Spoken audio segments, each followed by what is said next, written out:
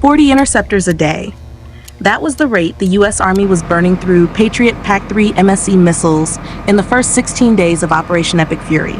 402 of them gone. At $3.9 million per round, that is $1.57 billion in interceptors fired in 2 weeks. And that is just one missile type, just the Army, just the opening phase. The Tomahawks were worse. 535 fired, roughly 2.6 to 3.5 million each, depending on whose unit cost figure you trust, call it 1.9 billion. The THAADs? The big ones, 15.5 million per shot, somewhere between 190 and 290 expended. The SM-3 Block 2As, 28.7 million apiece, between 130 and 250 fired. Added up, and the United States spent more on missile defense interceptors in 39 days than the entire annual defense budget of Saudi Arabia. Now hold that number in your head, because it is about to do something strange. It is about to start dividing by 30,000. $30,000 is roughly what a Shahed 136 costs Iran to build. Some estimates go as low as 20,000, some as high as 50, depending on the variant and the moment in the war. A delta wing fiberglass body, a piston engine that came out of an old hobby drone catalog, a warhead that weighs about as much as a sack of cement, and a navigation package that on the early models was little more than a commercial GPS chip and a barometric altimeter. Iran is producing them, by current Hudson Institute estimates, at a pace that will deliver between 4,000 and 5,000 of them per month sustained. To shoot one down with a Patriot PAC-3 MSE is to spend 130 times what it costs to build. To shoot one down with a THAAD interceptor is to spend over 500 times what it costs to build. There is no version of this arithmetic that ends well for the side spending the larger number. And yet the United States kept doing it, because the alternative, letting them through, was worse. Here is where the engineering breaks the finance, and the finance breaks the war plan. The Patriot PAC-3 MSE is not a missile you can mass produce in a hurry. The seeker section uses a K-band active radar that requires gallium nitride monolithic microwave integrated circuits, and gallium and germanium are, by tonnage and processing capacity, controlled by China, which last year tightened export licensing on both. The solid rocket motor uses ammonium perchlorate that traces back through a single domestic supplier whose facility had a fire in 2020 that the industry has still not fully recovered from. Lockheed Martin's Camden Arkansas line currently produces about 600 PAC-3 MSEs a year, and the company has committed, with framework contracts, to scale to 2,000 a year by 2030. That is 4 years away. The U.S. Army, in response to what it is now seeing in the Iranian theater, has revised its total Patriot procurement objective from 3,376 missiles to 13,773. Read those two numbers again. The Army didn't add a delta, it quadrupled the requirement. And the production base that has to fill that order does not yet exist. Hold that, and now look at what got hit. On March 1st, 3 F-15E Strike Eagles were shot down over Kuwait by Kuwaiti air defense. Friendly fire. 3 airframes, $90 million each before you count the targeting pods and the engines, gone in a single coordination failure between a Patriot battery operating under Kuwaiti command and a U.S. strike package routing back to base in the chaos of the first night. On March 19th, an F-35A Lightning II took an Iranian SAM hit over Iranian airspace.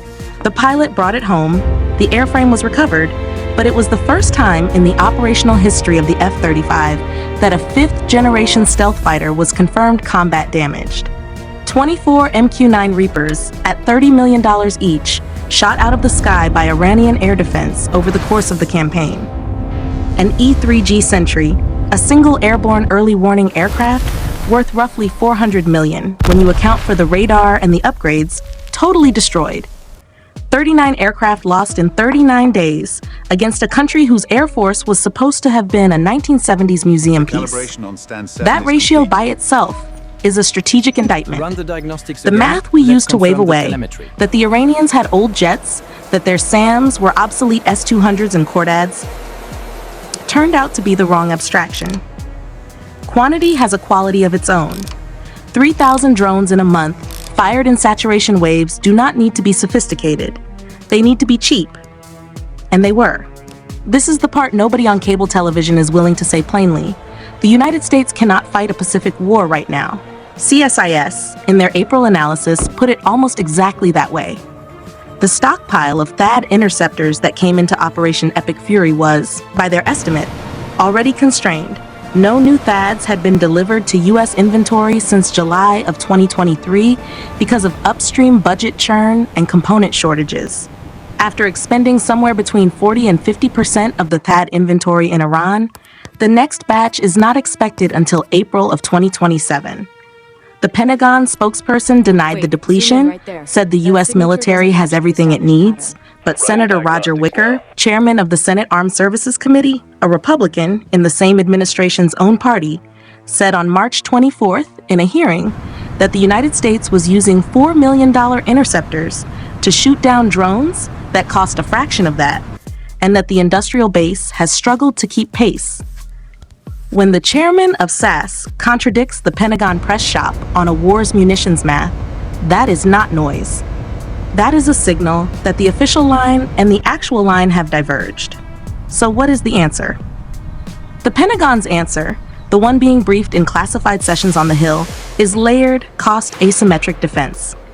Joint Laser Weapon System, a containerized 150 kilowatt directed energy weapon that the Army and Navy are jointly procuring, with Lockheed Martin's Helios and IFPC HEL programs as the technical foundation, and Navy budget documents committing $31.7 million in contracts as soon as the fourth quarter of this year. The math on lasers against Shaheds is the math everyone wishes they were already doing. Roughly $2 of electricity per shot, no magazine to deplete, the shot kept ready as long as you have a generator. AeroVironment's Locust counter-drone system, fielded in numbers, kinetic but cheap. Coyote Block 2 interceptors at around $100,000 a round, 3 orders of magnitude cheaper than a PAC-3, getting Army funding lines opened up. And the Air Force is leaning hard into the F-47, the 6th generation Boeing fighter, $20 billion in EMD funding awarded last March, projected unit cost up to $300 million per tail, designed to fly with 2 collaborative combat aircraft each, autonomous wingmen from Anduril and General Atomics that get shot at instead of pilots. The premise, finally being internalized, is that you cannot fight a magazine war with exquisite munitions. You either change what shoots, or you change what you shoot at. The trouble is timing. The F-47 will not see initial operational capability until the early 2030s, and that is the optimistic schedule from a contractor whose recent track record on KC-46 and Air Force One has been, charitably, uneven. JLWS containerized lasers will not field in number until 2027 at the soonest. The Patriot ramp from 600 to 2,000 units a year is a 2030 number. So there is a window, call it 2026 to 2029, where the United States is fighting with the magazine it already has, and that magazine just lost half of itself to a country with a per capita GDP smaller than Mississippi's. If during that window anything happens in the Taiwan Strait, the math we did not want to do becomes the math that gets done for us. Roger Wicker knows this. The CSIS report says it in cleaner language than I just did. The reconciliation bill last summer pushed an additional $17.9 billion into a Golden Dome fund, precisely to try to close this window faster. But capital does not buy throughput, and throughput is what the gallium licenses and the ammonium perchlorate plant and the Lockheed Camden floor are gating on. What you are watching, then, is not really a war about Iran. Iran is the test article.